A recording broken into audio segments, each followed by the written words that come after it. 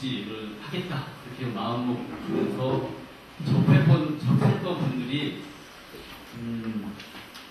지금 생각하면 다행이죠. 잘 결혼하고 행운이었는데 이렇게 어떤 우리 삶에 대해서 이렇게 되돌아보는 분들, 우리 사회가 이렇게 돼야 되지 않을까, 대안적인 고민들을 하시는 분들과 초반에 많이 만났었거든요.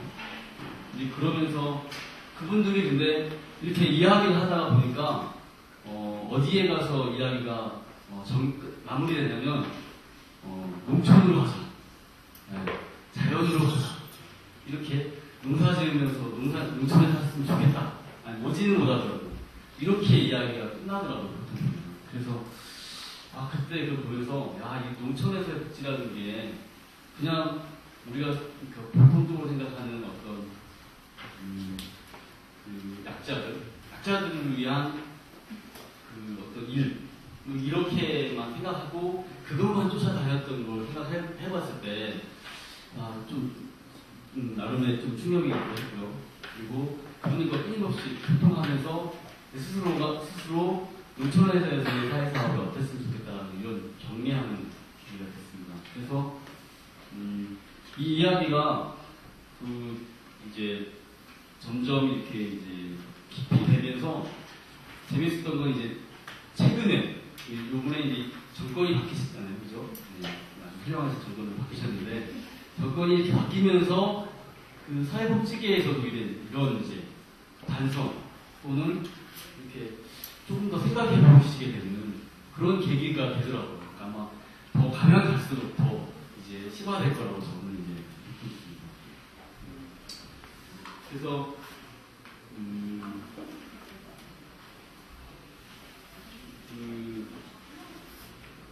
지금 이제 거의 대부분 이렇게 신청한 여기 참여하시는 분들 이렇게 보니까 거의 대부분이 현장에 계신 선생님이시더라고요.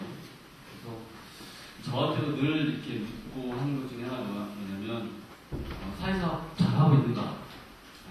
어떠신가요? 선생님들은 사회사업 잘하고 계신가요? 잘하고 계신가요? 예? 잘하려고 왔어요. 네, 저도 잘하려고 열심히 예진하고 있는데요. 그래서 아마 이거는 사회사업을 그냥 하려는 게 아니라 어떻게 하면 잘할까, 잘할까를 위한 나름의 고민이다 이렇게 주어지면 좋을 것 같습니다. 그래서 그러다 보니까 지속 가능함을 같이 이야기하고 나누다 보니까 뭔가 기존에 하던 어떤 우리가 하던 기존의 사회복지 그걸 돌아보거나 또는 다른 각도에서 바라보지 않으면 답이 안 나오겠더라고요. 그래서 고민이겠고요. 앞서 강의에서 계속 말씀하셨겠지만 농촌은 어떤 스스로의 문제, 스스로의 문제라기보다 어떤 국가라는 체제를 지켜내기 위해서 상대적인 어떤 약자의 위치에 서게 되는 그런 아까 역사를 쭉 보셨죠. 그래서 그러다 보니까 이미 그 농촌의 우리 사회가 산업사회를 이렇게 바뀌면서 그때부터 훨씬 계속 지금까지 농촌 하면 딱 떠오르는 게 뭐냐면 약하다, 뭔가 낙후됐다, 어렵다, 비전이 없다, 희망이 없다, 뭐 이런 식의 한국 사회 특히요. 한국 사회에서 그런 것들이 팽배하게 되고요. 그래서 그러다 보니까 뭔가 시의 대상으로 이렇게 계속해서 지목받고 또는 지적되기도 하고 그렇게 해서 계속 뭔가 받게 되는 입장 그리고 또 달라고 요구해야 되는 입장 뭐 이런 게 강했던 것 같습니다. 그런 게 이제 시작되면서 농촌이 가지고 있던 어떤 이제 생명력이랄까요? 아까 이제 영상에서 이렇게 보셨잖아요. 동물원에 살던 분들도 원래 야생에서 살듯이 그렇게 살고 살아왔던 어떤 생명력 자체를 계속 이렇게 끊어내거나 분리시키거나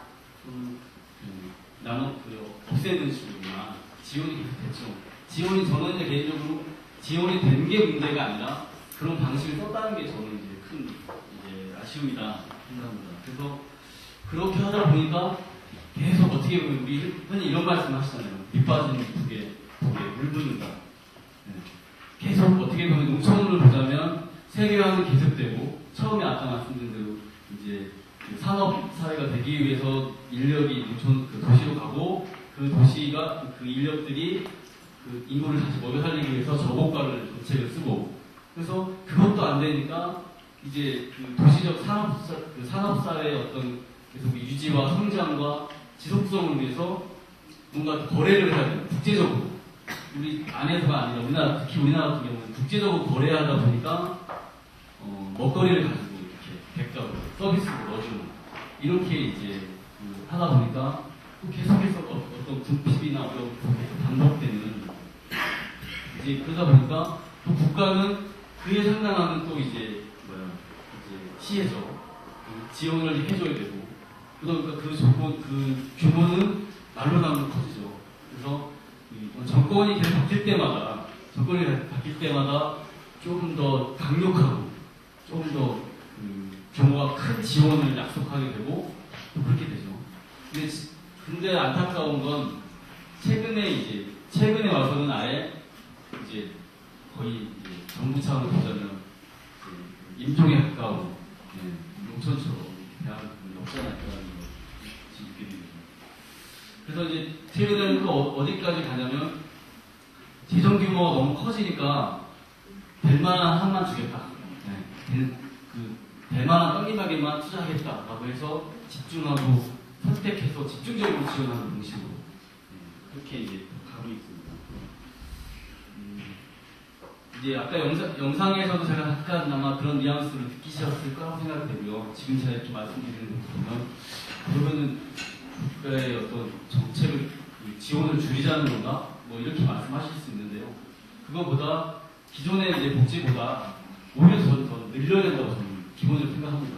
늘려야 되는데 단 문제는 뭐냐면 지금처럼 이렇게 선별적이고 특정한 대상에게 주는 보충적인 복지가 아니라 보편적인 복지고 국민의 권리로서의 이제 그런 방식으로 가야 된다 생각합니다. 그래서 그거는 이제 최근에 아까 박대식 박사님이 발표에 나오신 대로 농촌 지역 서비스 기준이라는 자체가 영국에서 시작했고 그게 사실은 우리나라가 그걸 감당해낼 수 있을지 알고 지금 그걸 이렇게 지표로 제안했는지는 저도 사실은 자신이 없는데요.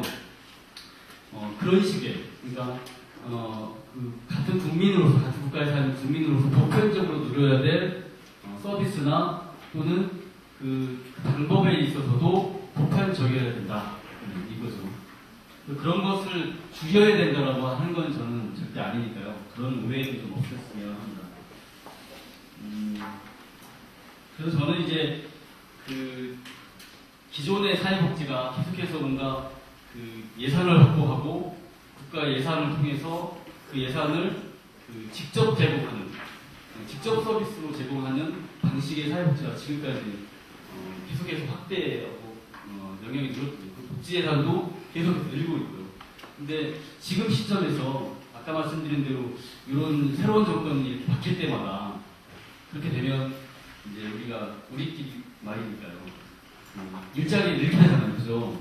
이런 식의 방식을 쓰면 또 요구해야 되고 또 싸워야 되고 이런 것보다 그게 국가 예산이나 어떤 화폐적인 것이었다면 오히려 더 이제 사회복지 쪽에서 비화폐적이고 어떤 협력이나 연대를 통해서 풀 수 있는 방법도 같이 이제 고민해야 된다고 생각합니다. 근데 사회복지를 어떤 이제 사회학적으로 고민하시는 분, 사회 변화를 이렇게 고민하시는 분, 사회복지 하시는 분 되게 어떻게 보면 무시하시거든요. 왜냐면 다 판 짜놓은 거 이렇게 밥만 먹는 사람 쯤으로 이렇게 생각을 하세요. 그래서 저는 그거에 대해서 되게 안타까움이 있고요. 그리고 또 아까 이제 박대식 박사님 아까 강의하실 때 농어촌 복지 삶의 질 계획에 아시는 분이 있냐 이렇게 손들으니까 사실 아무도 없었잖아요, 그죠?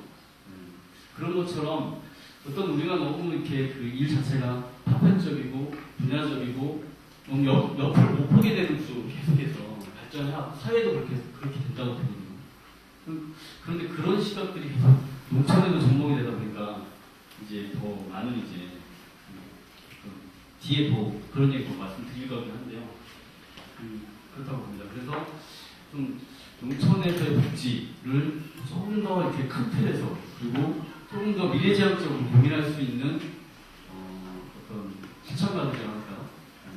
그런 사람들이 어딘가에는 있어야 된다고 저는 생각하거든요. 근데 아마 아까 박대시 박사님은 사실 사회학을 전공하시고 교통경제연구원에 계신 분인데 복지를 전공하신 분은 아니시거든요, 사실은. 근데 사회학적으로 계속 고민하다 보니까 이제 복지 영역까지 이제 전문 영역으로 이렇게 하시게 됐는데 그 실천의 현장에 계신 분들하고 어떤 분들하고 소통하는지를 사실은 궁금하거든요. 근데 기존의 우리나라의 농촌 복지의 한계가 여기까지죠. 여기까지. 그 박사님이 그동안에 수십 년 동안 고생하시고 싸우셨던 거 되게 감사하고 그 요즘 백수로 보자면 귀한 일이었지만 안타까웠던 건 현장하고의 어떤 소통이 없었다는 거예요. 외국의 사례 열심히 공부하셔서 우리 현장에 적용할 수 있도록 자칫 재조정하시는 영역.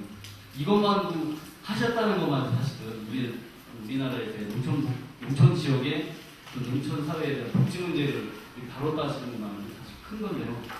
그 뒤에 이제 과제는 아마 현장에 있는 우리들의 모습이지 않을까 싶습니다. 근데 그 현장에 누가 있을까 이렇게 생각해보면 그런 차원에서 보자면 사회복지를 하고 사회복지하는 사람들이 농촌복지를 다 책임져야 된다 이렇게 말씀드리는 건 아니지만 그래도 누군가는 그 주인이 돼가지고 아 이게 내 일이다 라고 생각하고 누군가 실천 현장에서 챙겨가야 된다고 생각을 하거든요. 근데 그래도 그나마 가까운 곳에 있는 사람들이 아마 지금 현재 사회복지 영역에서 현장에 계신 시청자가 아닐까 저는 감히 이렇게 생각합니다.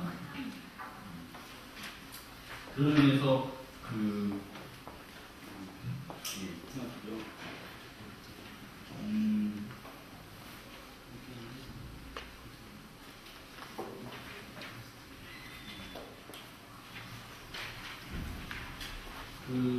저는 이제 아까 말씀드린 대로 사실은 농촌복지에 대해서 그 사회복지 쪽에서 공부한다는 건 사실은 커리큘럼적으로도 사실 없는 상황이거든요. 없는 상황이에요. 그래서 저는 아까 운이 좋다고 말씀드렸던 게 우리 언니 사회복지를 하면서 농촌복지, 농촌사회사업을 해보고 싶다 이렇게 생각을 했는데 마침 또 주변에 계신 분들이 아까 말씀드린 대로 그런 어떤 대한 사회에 대한 이런 고민들을 하셨던 분들이서 같이 사회복지 외에 이외에 다양한 내용을 접할 수 있는 그런 이제 기회들이 여러 번 있었는데요.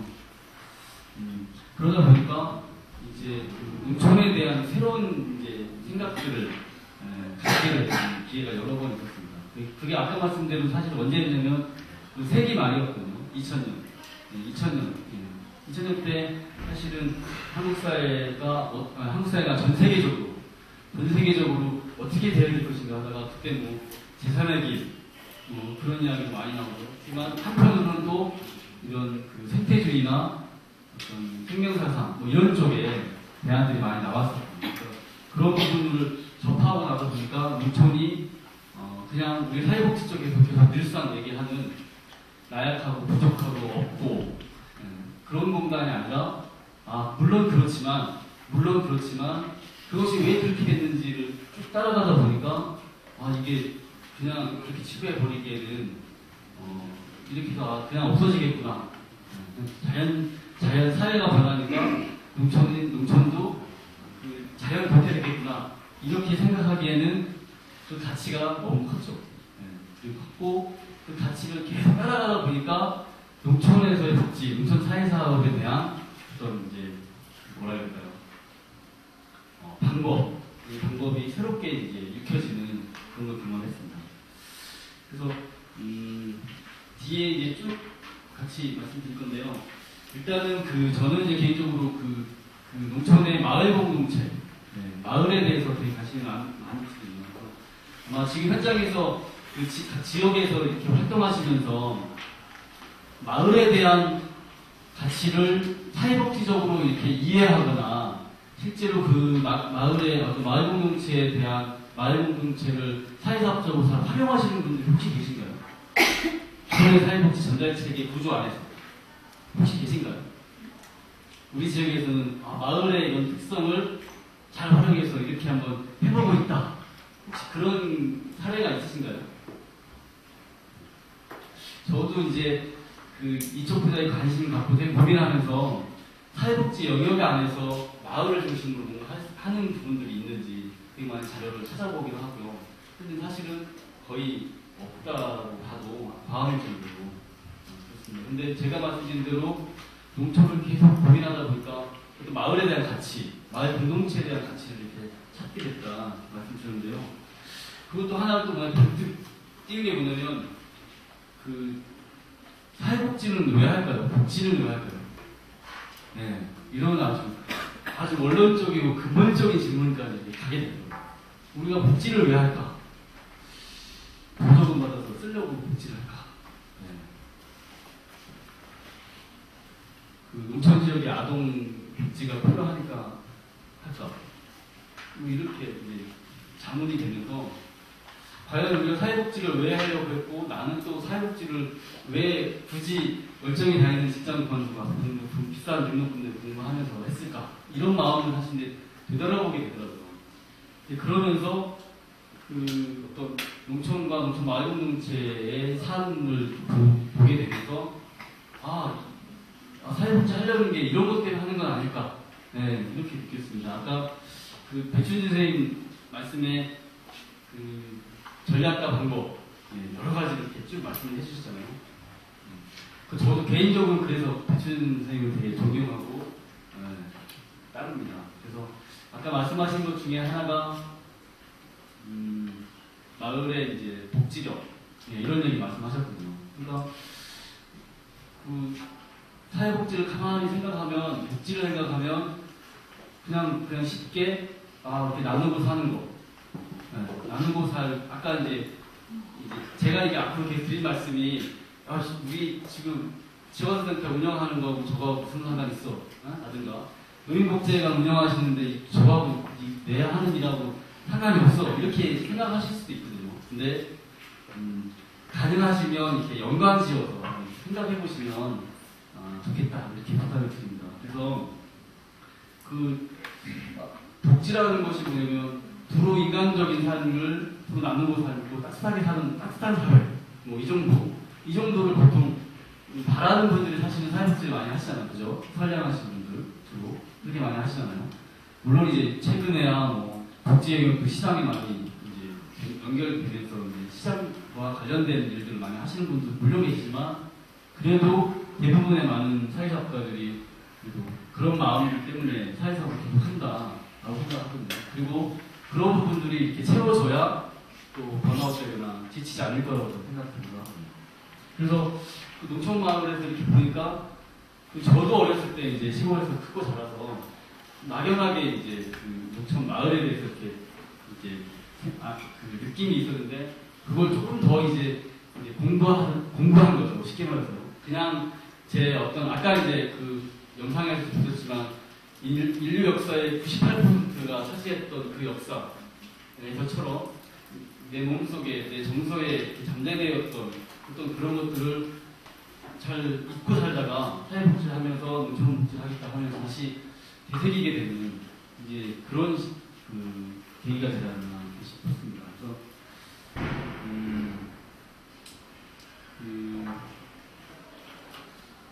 이전에 이제 사회복지 쪽으로는 사실은 농촌이나 또는 이제 농촌의 마을 공동체를 연구하시는 경우가 없거든요. 사회복지 쪽에서 이제 잘하시면 이제 뭐 어느 지역의 복지 뭐 이런 정도 지역을 좁히자면 그 정도 안에 연구는 있었지만 마을 공동체를 가지고 복지적으로 해석하고 연구한 경우는 거의 없었는데 사회복지를 제외한 거의 대부분의 영역에서는 아마 다 어떤 마을 공동체나 마을에 대해서 연구했고 또 나름 이제 그 결과를 가지고 실제 일로서 연구하는데요. 특히 이제 그 민속학 특히 하시는 분들 보면 보통 보면 이제 농촌 문화 아니면 이제 그 농촌 마을 공동체 그러면 뭐 전통적이거나 또는 이제 그 어떤 변화된 대상 구시대적인 어떤 산물 뭐 이런 쪽으로 많이 치부해 버리는 경우가 많이 있거든요.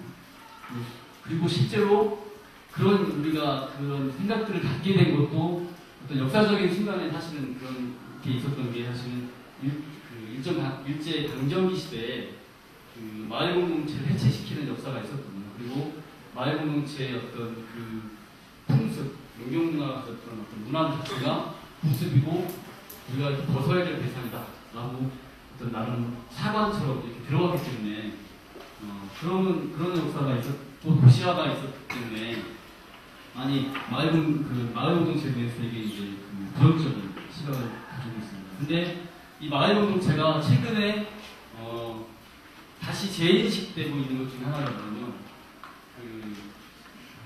민속학 중에서도 그 하시는 분 중에도 임재 교수님이라고 하는 분이 계신데요. 이분이 그 마을 공동체를 생태학적으로 이렇게 연구하셨어요. 생태학적이라는 말 조금 생소하실 수 있는데요. 우리 보면 사회사 방법론에 보면 이제 그 생태 관점, 생태 관점이라는 말이 있잖아요. 그러니까 뭐 주변 환경, 뭐 이렇게 생각하시면 된다고 보는데요. 그 마을 공동체를 생태학적으로 이렇게 계속해서 민속학자에서 연구하셨는데 거기에서 보니까 그 생태적이면서 생명적이다 그리고 그 순환적이다, 지속적이다라고 이렇게 표현했죠. 이게 어떻게 보면 이제 뭐 그 너무 문명적이기도 하고 그래서 조금 어려우셔 할 수 있는데요. 중요한 건 뭐냐면 그 우리 농촌이 가지고 있는 하나의 특성이다. 지금 아마 그 농촌에서도 이렇게 연구 자료를 보시면 그 읍면부, 면부라고 하죠. 면 이하. 그러니까 마을 단위, 면 단위하고 또는 이제 그 읍건역, 휴대지 읍건역하고 어떤 같은 농촌이어도 어떤 삶의 향유 방식이나 그 삶의 구조가 다르다고 아마 이렇게 그 많이 이야기 들으셨을 거라고 생각이 드는데요.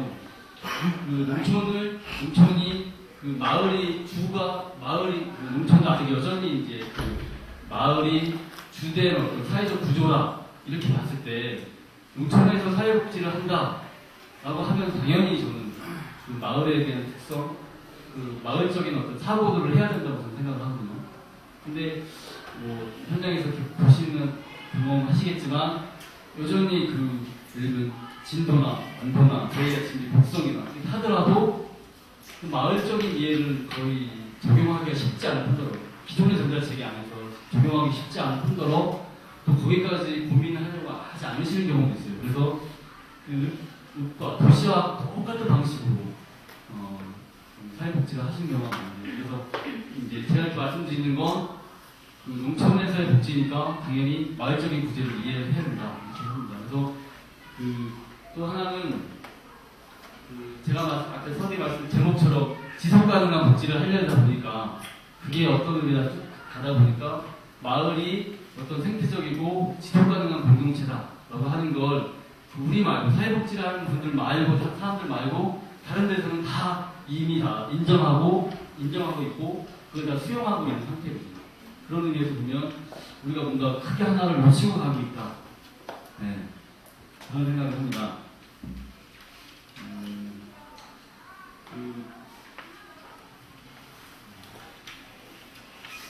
여기 그 교재에 있는 글 그대로 한번 하나 읽어드리면요.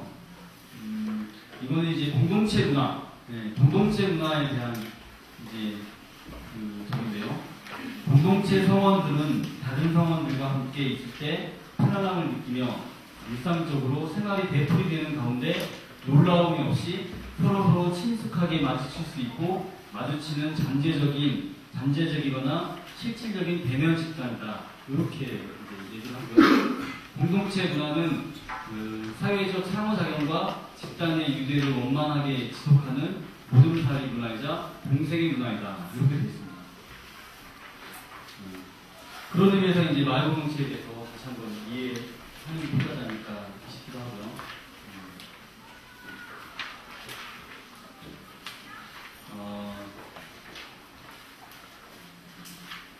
그리고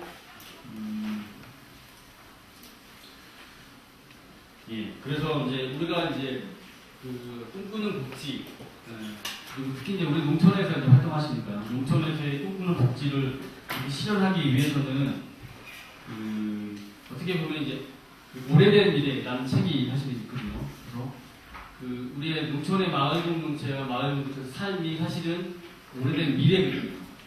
그냥 지나간 일이 아니고 사실은 오래된 미래이기도 하고 현재 현존을 하기도 하고요. 중요한 건 현존을 하는 건데요. 그래서 그런 사람들 또는 이제 마을이나 그런 방식들을 우리가 잘 재조명하고 우리의 현장에 잘 정복해야 되지 않을까. 네, 그런 생각을 하게 됩니다.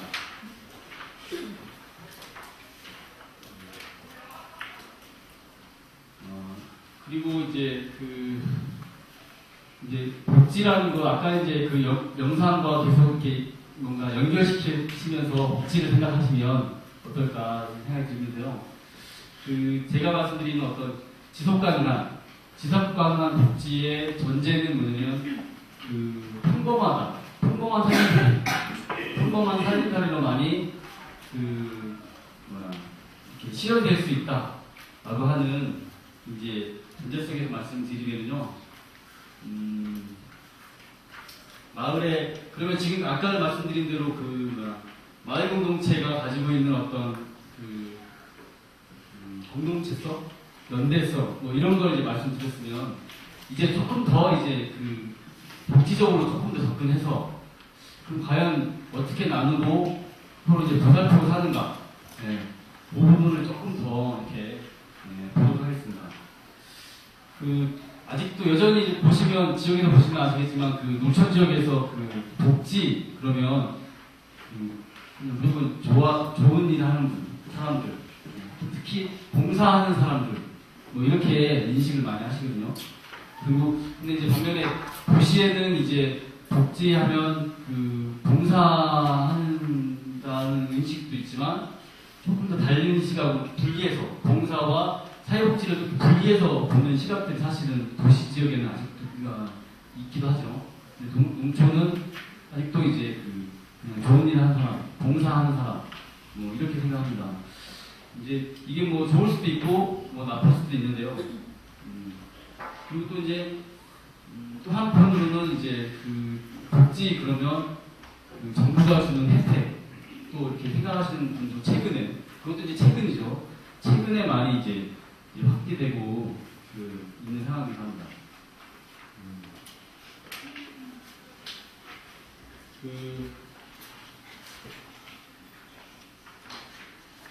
아까 이제 말씀드린 대로 이제 복지라는 것도 보면은 이제 궁극적으로 이제 나눔이나 보살핌의 삶, 뭐 이런 것들이 이제 찾는 건데 실제로 이제 농촌 마을 공동체에서는 기존에 이제 우리 사업, 복지 사업을 통해서 마을 안에 이렇게 서로 나누거나 또는 이제 보살피고 사시는 삶을 뭐 느끼는 경우도 있으시죠, 그죠? 처음에 이렇게 생각이 더 쉬우실 것 같아요. 어떤 마을에 처음 복지라는 내용을 가지고 서비스라는 내용을 가지고 들어가면 사실은 마을 안에서의 어떤 그런 이제 나누거나 또는 보살피는 사람들을 이렇게 보실 수가 있거든요. 그래서 이게 농촌 마을이다, 네, 시골은 다르구나, 뭐 이런 생각들을 많이 하시는데 이제 조금만 더 지나게 되면 이제 그런 모습들을 이제 보기가 힘들어지죠. 네? 마을 사람들이 이렇게 서로 나누고 인심을 나누고 하는 모습들을 사회복지라는 직접적인 어떤 재화나 서비스를 가지고 들어가게 되면 차츰 이제 그런 모습들을 보기가 이제 희박해집니다. 그런 걸 느끼실 수가 있고요. 그런 것 중에 이제 대표적인 하나 예를 한번 들어보면요. 보통 우리 지금 이제 농촌 지역에서 마찬가지거든요. 보통 김장철 되면은 뭘 하시나요? 김장철. 네, 김장김치 나누기 사업, 후원 사업 이런 거 하잖아요. 근데 이제 가장 이제 쉽기도 하고 사회사업이 쉽진 않지만 실 방법으로 그냥 편하게 하시는 방법이 특히 이제 농촌 같은 경우에는 배추를 후원받는 경우가 또 많이 있으시잖아요. 그럼 양념값 정도만 이렇게 예산에 편성하거나 또 그것조차도 후원금으로 해서 또 그렇게 이제 배추나 양념이나 이런 준비가 되면 이제 그날 김장을 이렇게 담가주실 분들 자원봉사 또 섭외하시잖아요, 그죠? 섭외하셔서 이제 복지관이나 또는 이제 노인복지센터에 이렇게 마당에 쭉 아주 대규모 요청포기 김치를 이렇게 막 대대적인 행사로 이렇게 김장을 합니다. 그리고 나서 그 김장 김치를 이렇게 일정한 규모, 양에 정확하게도 달아야 돼요. 정확하게. 뭐 내포기는 내포 키로에 맞춰서 딱 달아서 그걸 이제 그 먼저 확보된 명단에 쭉 배달합니다. 그죠? 보통 그렇게 하시죠? 네. 그게 가장 합리적인 방법입니다. 그죠? 가장 확실한 방법이죠. 그죠? 그리고 또 이제 김장 드실 때 이제 사진 한 장 찍어야 돼요. 그죠? 그렇게 하시죠? 특히 이제 공동모금에서 이렇게 후원 지원을 받았다 하면 확실히 근거가 있어야 되니까. 그죠? 사진만한 근거가 또 없었으니까 이렇게 김장김치 들고 서로 이렇게 웃으면서 사진도 한번 찍으시고 이렇게 하시죠. 보통의 이제 그 사진집에 했던 김장김치 나누기 사업이 이랬었는데요. 한 4, 5년 전에 이제부터 시작됐던 일인데, 김장김치 나누기 그 플러스 원이라는 사업이 있습니다. 혹시 그런 사업 명 들어보신 적 있으신가요? 김장김치 나누기 플러스 원 사업이라고. 네. 그런 사업이 이제 시작된 건데, 이 방식은 뭐냐면 김장김치를 이렇게 다 모아서 그냥 하지 말고 그 김장김치를 구실로 그 지역에 있는 사람들에게 나누는 서로 이웃 간의 관계를 소통할 수 있는 계기가 됐으면 좋겠다. 김장김치도 나누고 관계도 소통시키고 이런 구실로 이제 했는데요. 그래서 거기 프로가 뭐냐면 김장하실 때 그 한 포기만 더 해달라라는 겁니다. 그래서 그렇게 해서 더 단 김장김치를 주변에 이웃에 있는 걸 직접 드리거나 또는 직접 못 드리는 경우가 있거든요. 왜 그럴까요? 직접 못 드리거든요. 김장 마음은 있는데 김장을 또 했어요. 근데 못 드리거든요. 왜 그럴까요? 네, 잘 모르거든요. 누가 김장김치가 필요하신지 잘 모르시거든요. 네. 그래서 그런 부분까지는 이제 복지관에서 그런 부분에 이제 명단을 가지고 있죠. 그래서 뭐 직접 원하시면 직접 갖다 드리고 아니면 그게 안 되면 이제 누구에서 어떻게 더 주신 김치라고 하면서 이제 배달까지는 이제 해서 주시는 분들로 합니다. 그러다 보니까 이렇게 보니까 김장 더 비효율적일 것 같으시잖아요. 그죠? 다 집집마다 조금씩 해가지고 이렇게 하면 힘들 것 같지만 실제로 이렇게 몇 회를 하고 나니까 일이 더 없어진 거예요. 그냥 기존에 하셨던 분들과 소문을 통해서 김장김치가 그냥 한 군데서 몇천 포기가 모아지던 김치가 그 사회복지사는 김치 구경을 잘 못하는 거죠. 어떻게 보면 김치 구경 안 하고도 그 이상이 김치가 나눠지기도 하고 또는 그걸 구실로 이웃 간의 관계가 개선되는 그런 효과가 있습니다. 근데 저는 이제 그 사업을 보면서도 좀 아니다, 좀 아쉽다, 한 2% 부족하다 이런 생각을 했습니다. 왜냐하면 그래서 저는 이제 저희 이제 복지사무소 민들레 농촌 지역 복지사무소로 칭을 한 2주 전까지 하다가요.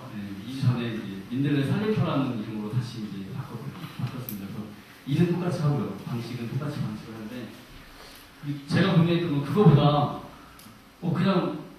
그냥 얘기만 해도 이미 다 하고 계시잖아요. 그죠? 마을 안에서 보시면 우리 김장했으니까 맛 한번 보라고 이렇게 내포기씩 드리기도 하잖아요. 이건 그냥 그분이 김장을 하든 안 하든 드리는 거예요. 그죠? 맛보라고. 그죠? 저도 이제 저희 마을에 가면 저는 김장을 15집에서 해가지고 오는데 저희 뭐 집에 일하고 들어오고 그러면 누가 갖다 놓은지도 모르시거든요. 근데 그래서 이렇게 김장을 한 포기씩 있다 보면 그걸 다 먹으니까 한 통이 거의 되거든요. 한 통. 제가 김장김치를 못할 것 같아서 주시는 건지 아니면 그냥 옆집에 사는 정사하는 사람이가 주시는 건지 어쩐지는 모르겠지만 하여간 그 김장기기는 한 2, 3주 동안 들어오는 김치를 다 이렇게 모아보니까 저희 정작 시골에서 김장해서 가져온 김치는 겨울에 한참 지나서 1월도 지나서 거의 2월에 가까워서 이제 김장을 먹었거든요. 그 정도면 이제 한 통은 그냥 기본으로 들어오더라고요. 그렇거나 또는 이제 마을에서 보시면 김장하기 어려우신 분들을 이렇게 해서 또 드리거든요. 또 그게 안 되면 마을 분여해서라도 해서 드리는 경우도 있거든요. 근데 그게 요즘에 많이 약해지고 있죠. 다들 아시겠지만 맛보기 김치도 그런 나눔이 많이 줄기도 하고요. 또는 누구집에 할아버지 혼자 사시는데 갖다 드리는 김치도 많이 줄어들었죠. 그래서 저는 저희 이제 넷사무소 이제 그래서 저는 이제 제가 한 일이라고 공지사항처럼 이렇게 해서 이장님들께 하고 그 말이 다시 또 부회장님들께 전해드리고 그렇게만 했거든요. 그게 사실은 어떻게 그렇게 해서 김장김치가 천포기가 나눠졌는지는 모르죠. 네, 그거는 전 관심도 없거든요, 사실은. 근데 중요한 건 뭐냐면 목청은 여전히 그게 가능하다는 거죠. 네, 그런 방식으로 해도 저는 그 돈을 1원도 안 쓴 거 아니죠. A4지 한 장은 인쇄했으니까. 그래서 해서 그 드렸는데 저는 아마 그래도 그것 때문에 아 그래 내가 작년까지 했으니까 올해도 좀 누구 좀 하나 더 갖다 줘야지 이런 말이 전해졌다면 아마 하셨을 거예요. 네, 그런 생각을 합니다. 그래서 이게 어떻게 보면 농촌에서의 복지 그러면 뭣도 없고 접근성도 없고 그죠? 오고 가는 비용도 많이 들고 뭣도 없고 그렇게 많이 하시잖아요. 근데 그렇게 다시 또 반대로 생각하면 자원이 더 충분하지 않는가, 자원이 더 있는 건 아닌가 이런 생각도 이제 해봅니다. 그래서 이제 아까 이제 말씀드린 대로 그 마을에 가지고 있는 어떤 나눔과 봉사팀의 산 그런 어떤 복지 생태를 잘 활용하는 것 그게 농촌복지에서 아주 기본적으로 전제되어야 되지는 않을까 이런 생각을 합니다. 근데 단 이제 뭐 이렇게 말씀드리지만 이건 사실은 기존의 전달체계 사회복지 영역 전달체계 안에서 이렇게 일을 하기에는 사실은 어려우시잖아요, 그렇죠? 저는 사회복지 영역에서 일을 해봤기 때문에 알고 얼마 전까지만 해도 센터를 직접 운영해봤기 때문에 그런 고민들을 잘 압니다. 그래서 일단 근데 중요한 건 이런 고민과 이런 전제들이 사실은 그 기존의 사회복지 현장의 방법에 실천 사업의 실천 방법에 지금 가미되고 있는지 이렇게 서로 이렇게 들으시면서 한번 생각해 보시면 좋겠습니다. 잠깐 쉴까요? 아니면 짧게 하고 끝낼까요? 그냥 빨리 하고. 네, 빨리 하고 끝내면 아니죠. 끝내겠습니다. 그래서요, 저는 이제 농촌복지에서의 가장 기본적인 전제는 뭐냐면, 우리가 수천 년, 어떻게 보면 수만 년이죠. 아까 말씀드린 인류의 98%를 차지했던 어떤 마을 공동체, 삶의 공동체죠. 비화폐적인 삶의 공동체가 가지고 있던 어떤 나눔이나 보살핌에 대한 자연력을 아주 존경하는 마음으로, 아주 우러러봐야 됩니다. 사실요. 우러러봐야 된다고 생각합니다. 근데 기존에 우리 사회복지가 그렇게 했는지 저도 막상이 되고 다들 같이 한번 생각해 보셨으면 합니다. 그래서 저는 기본적으로 농촌 마을 공동체, 농사지음에 살았었던 사람분들의 삶을 나름 이제 존경하는 마음, 그리고 그렇게 살고있더라고 나도 살고 싶다는 마음, 그렇게 두 가지 마음으로 농촌복지를 하려고 하고 있는데요. 그러기 위해서 어떻게 하면 좋을까? 이제 여러 가지 궁리를 했습니다. 처음에는 이제 어떻게 할까 생각할 때는 사실은 이제 아까 말씀드린 복지사무소라는 고민을 할 때도요. 완화한 되는 나름의 사업 계획서를 짰어요. 그래서 아동복지도 하고 그것도 하고 이렇게 아주 그냥 농촌의 문제라고 생각하는 건 싹 다 넣어갖고 했던 것 같아요. 지금 생각하면 무슨밖에 안 나오는데요. 이런 일도 해야 되지 저런 일도 해야 되지 뭐 그렇게 해서 고민을 했었는데 이제 최근에 이제 그런 정리들이 다 아주 나름의 이제 아주 말끔하게 정리가 됐습니다. 그래서 이제 어떻게 하면 좋을까? 라고 하는 거 지금 이제 시작한 거죠. 뭐 얼마 전에 시작하고 있는데요. 그거를 간단하게 이제 설명드리겠습니다. 이게 사실은 기존의 선생님들이 하시던 실천 방법 또는 실천 영역 안에서 적용하시기에 일정 정도의 한계가 있고 좀 독특해서 이렇게 들릴 수도 있다고 생각하거든요. 근데 앞으로는 저는 이제 농촌복지에 변화할 거라고 생각하고 그럴 바람으로 가지고 있습니다. 그리고 일정 부분 접목하시면 좋겠다는 바람으로 말씀드리겠습니다. 그래서 저는 처음에 이제 농촌에 들어갈 아까 말씀드린 존경하고 겸손한 마음으로 이제 접근한다는 말씀드렸잖아요. 그래서 제가 몇 시에 끝나야 되죠? 끝내야 되죠? 저 시계 잘못하고 있거든요. 그래서 교재에 나오지만 복지생태 마을조사라는 걸 했습니다. 지금 여전히 하고 있고요.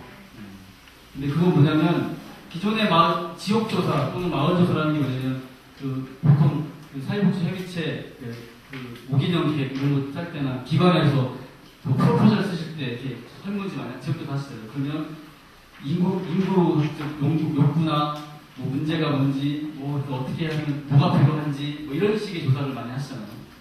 사실은 그렇게 조사된다고 해서 그렇게 조사한 내용들의 대부분은 뭐냐면 돈이 들어가요. 돈 없이는 할 수 없는. 그래서 흔히들 말씀하시기에 사회복지 돈이 있어야 한다 이렇게 많이 얘기하시잖아요. 그런데 그런 조사들의 대부분이었는데 저희가 했던 조사는 그게 아니라 그 마을 안에서 나누고 보살폈던 사람을 직접 들었거든요. 그러니까 우리가 대충 알거든요. 뭐 농촌 시골 마을에서 뭐 이렇게 나누고 사는 거 이런 거 이런 거 있지. 저도 대충은 알지만 그래도 들어봐야겠다. 네, 그래서 저희가 올해 여름이 이제 7기가 되는데요. 농촌 사회사업 활동이라는 활동을 계속 지속적으로 좀 해오고 있는데요.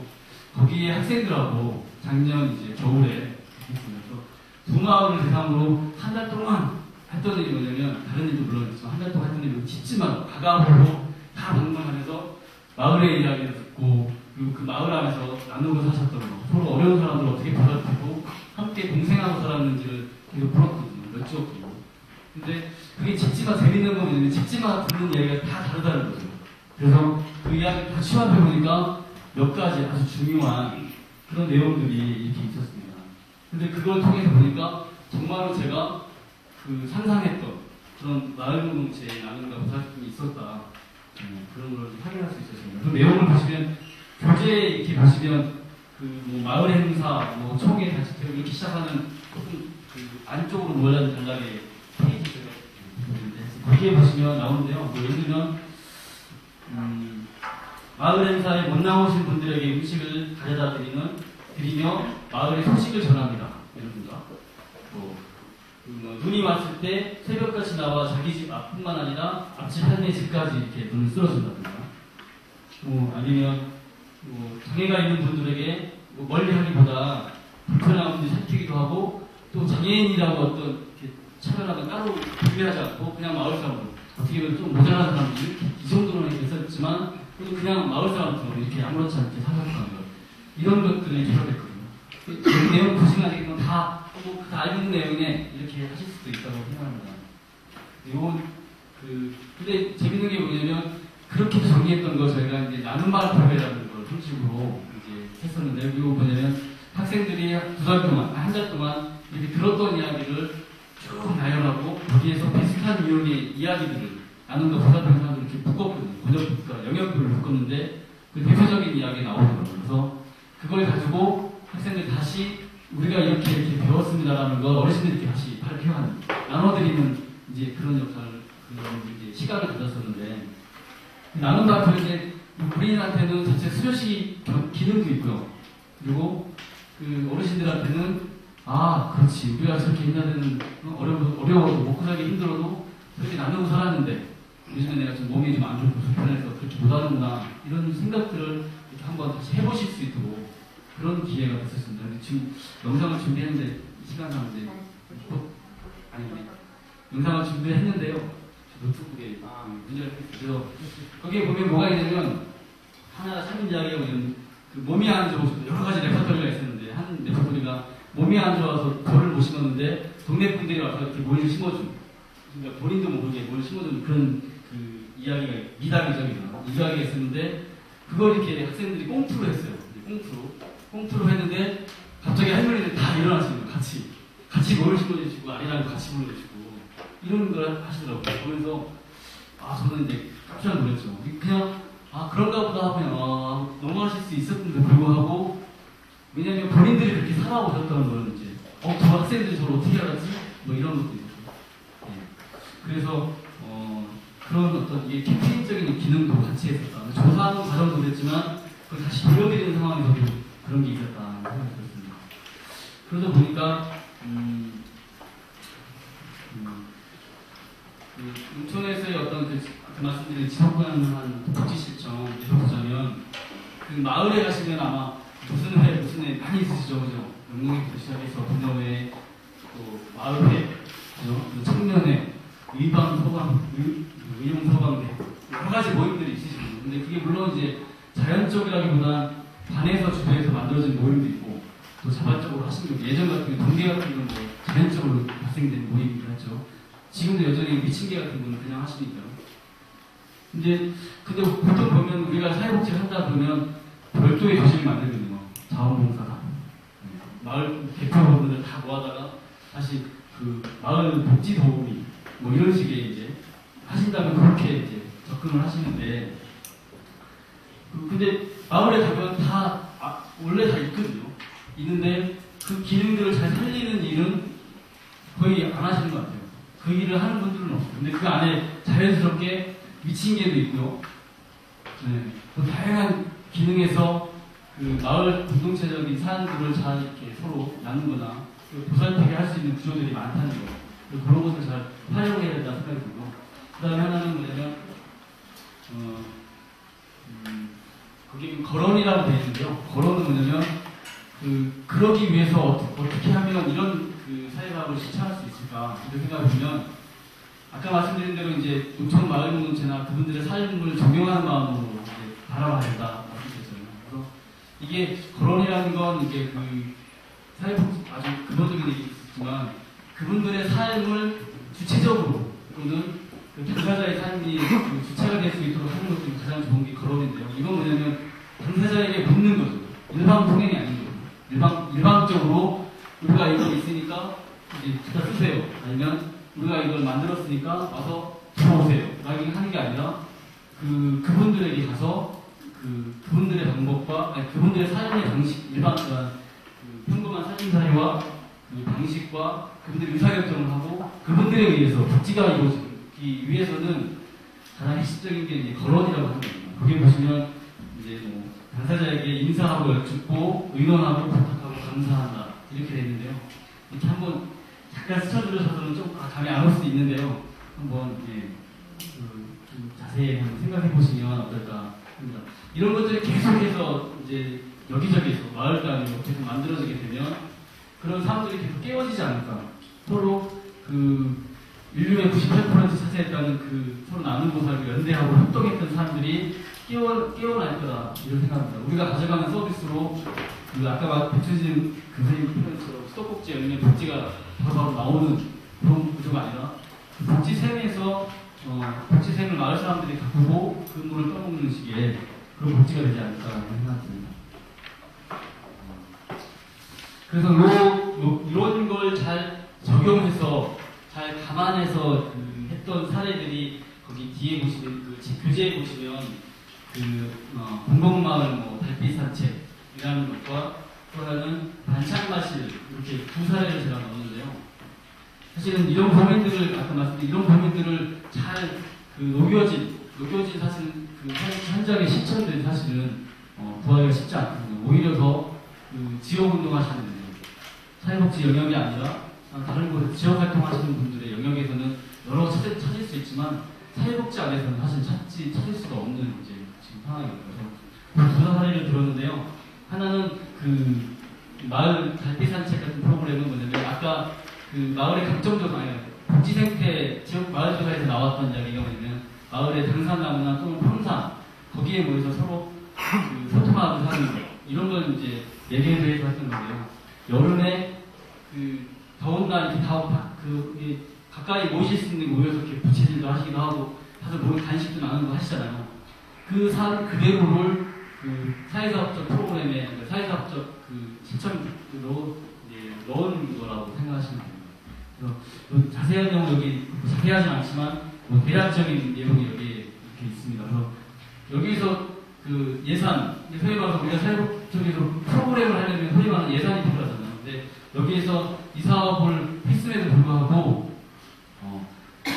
많은 분들이 와서 먹기도 하고 보기도 하고 다 하셨지만 정작 들어간 비용은 없었다. 네, 이렇게 말씀드리면 될 것 같습니다. 그럼 한번 살짝 읽어보시기 바라고요. 빨리 끝내야 된다고 약속했기 때문에. 그리고요, 반찬마실이 있는데요. 이건 실제로 재가복지, 기존의 재가복지 반찬 서비스 하시죠? 도시락 배달 사업 하시죠? 거기에서 실제로 적용했던 사례입니다. 그래서 이건 뭐냐면 우리가 그 일방적으로 도시락 반찬, 밑반찬에서 일방적으로 드리는 방식이 아니라 그걸 본인들의 삶에서 본인들의 결정에 의해서 그 결정에서 참여해서 이렇게 그 반찬이라는 구실을 통해서 그 자신의 그 삶의 자주성이나 어떤 자연적으로 다시 이렇게 일깨우는 어떤 그런 사람입니다. 잘 읽어보시면 이건 아주 도움이 되실 거라고 생각합니다. 그래서 이제 마치려고 하는데요.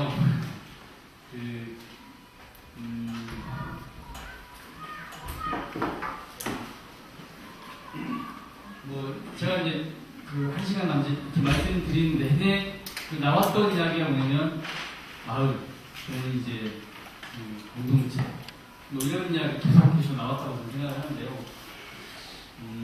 왜 자꾸 그 마을이나 공동체를 계속 이야기했을까? 다시 한번 잘 생각해 주시는 계기가 됐으면 하는 바람이 있고요. 그 다음에, 이거는 이제 우리가 보통 보면은, 농촌은 이제 어렵다. 농촌이 뭐 이렇게 새로운 대원을 만들기에는 어렵다. 시대가 이렇게 변했는데, 우리가 이걸 다시 돌리자는 거, 원인 시대로 돌아가자는 거 아니냐. 이렇게 생각하실 수도 있거든요. 근데, 아까 말씀드린 대로 오래된 미래, 에세이처럼 우리의 삶에 대해서 끊임없이 평가하고 다시 되돌아보게 되거든요. 근데 아마 지금이 또 새로운 주기에 저는 이제 최근에 들었는데 새로운 아까 제가 말씀드린 대로 2000년 그 세기 말 그때 이제 그런 고민이 있었다는 말씀드렸잖아요. 근데 다시 2012년인가요? 네, 2012년에 그런 또 나름의 어떤 그 역사가 계속해서 회복을 갔는데 그 2012년 당시에 또 그런 한번 기회가 온다고 하더라고요. 아마 이런 부분들을 인지하고 그 우리 현장 실천에 어느 정도까지는 접목해야 되지 않을까 생각합니다. 그래서 농촌에서 사회복지하는 것이 그냥 힘들고 아프되고 자원도 없는 곳에서 한다, 힘들다라고 그냥 규정하기보다 농촌이 가지고 있는 어떤 그 가치나 그런 것들을 잘 우리가 먼저 이해하고 나서 그걸 잘 활용해 보려고 하는 노력, 그것도 필요하지 않는가 싶습니다. 그리고 이렇게 지금 제가 말씀드린 게 아까 말씀드린 대로 기존의 삶 현장에서는 별로 이렇게 적용할 수 없는 이야기다 이렇게 생각하실 수 있는데 저는 이제 개인적으로 이런 부분을 역할을 하는 사람들이 필요하다. 그 국가가 주는 서비스 재정을 가지고 전달하는 역할도 물론 필요하지만 그 지역이나 마을 공동체가 가지고 있는 자연을 일깨워서 그걸 통해서 남과 보살피는 삶을 누리도록 하는 어떤 사회복지적인 역할을 하는 사람들이 필요하다고 보거든요. 그게 저는 머지않아서 아마 그런 역할을 하시는 분들이 그 직업으로 심지어 직업으로도 나타날 거다라고 저는 이제 감히 기대하고 있습니다. 그래서 그냥 우리 현장하고 거리가 있는 이야기니까 치우지 마시고 꼭 두 가지 화폐적이나 예산적인 부분의 복지와 비화폐적인 연대와 공유와 공생을 고민하는 복지와 이 두 가지를 같이 고민해 주시면 좋겠다. 특히 이것은 그 농촌복지 안에서 재정이나 직접 서비스를 통해서 하는 복지가 농촌 공동체를 얼마나 급격하게 파괴하는지 되돌아보시면 좋겠다 생각합니다. 네, 여기까지 일단 이야기를 마무리하겠습니다.